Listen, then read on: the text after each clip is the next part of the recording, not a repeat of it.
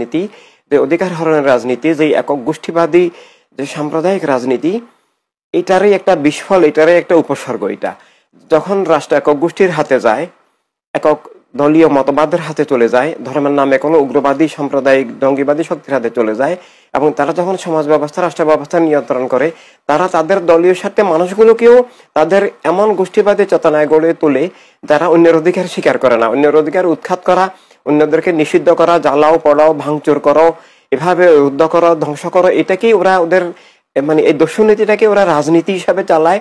আমরা এটা বাংলাদেশের ইতিহাসে আগে থেকে দেখতেছি, এবং শুধু বাংলাদেশ নয়, সারা দুনিয়াতে কম বেশি এটা এখন চলছে। রাজনীতির নামে, রাষ্ট্র ব্যবস্থার নামে মানে খুন জুলুম সন্ত্রাস এই যে গাজায় চলছে, এবং গাজায় যে শুধু ইসরায়েলি সরকার করছে তা না, গাজায় ইসরায়েলি সরকারকে গণহত্যায় আমেরিকা, ব্রিটেন সহ আরো জার্মান সহ আরো অনেকেই সহযোগিতা করছে। এভাবে বর্তমান রাজনীতিটা দুনিয়াব্যাপী একটা বিষাক্ত, কলুষিত, জীবন বিরোধী, মানবতা বিরোধী রাজনীতি, দুর্নীতির রাজনীতি।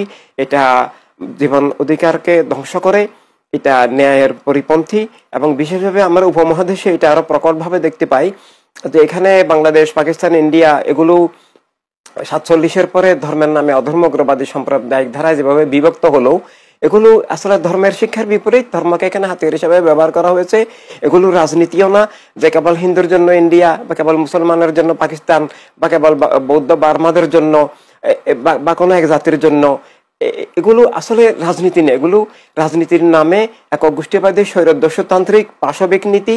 এগুলো ধর্মকে হত্যা করে, মানবতাকে হত্যা করে, জীবনকে হত্যা করে, মানুষকে অমানুষ করে তোলে, এবং কৃত্রিম বর্ডার দিয়ে মানবতাকে, জগৎকে খণ্ডিত করে একটা বিষাক্ত সমাজ রাষ্ট্র ব্যবস্থা তৈরি করে।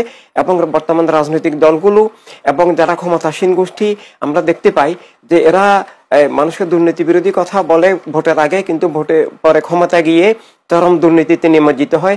বাংলাদেশের এই যে 24-এর বিগত আমরা আন্দোলনে দেখেছি যে আমরা কোটা মুক্তির জন্য আন্দোলন করেছে, কিন্তু এখন দেখতেছি কোটা চরমভাবে প্রকটভাবে কায়েম হয়ে গেছে। তখন দুর্নীতির বিরুদ্ধে আন্দোলন করেছে, এখন আমরা দেখতেছি উপদেষ্টাদের দুর্নীতির কাহিনী, হাজার হাজার কোটি টাকা দুর্নীতি, লুটপাট, চাঁদাবাজি অফিসিয়ালি হচ্ছে।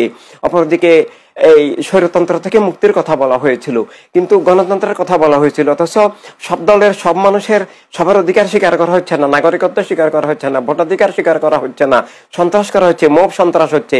এই মব সন্ত্রাসগুলো আসলে বিভিন্ন মানে মব সন্ত্রাসের চেয়েও জঘন্য, অর্থাৎ দলীয় সন্ত্রাসকে মব সন্ত্রাসের নামে চালিয়ে দেওয়া হচ্ছে, খুন জুলুম করা হচ্ছে। অনেক ভয়ঙ্কর রকমের একটা দস্যুতান্ত্রিক একটা সমাজ রাষ্ট্র ব্যবস্থা, আবার আগের চেয়েও স্বৈরতান্ত্রিক পাশবিক অবস্থা হয়ে গেছে, যেখানে বাক স্বাধীনতা নাই, সত্যকে সত্য বলা যাচ্ছে না।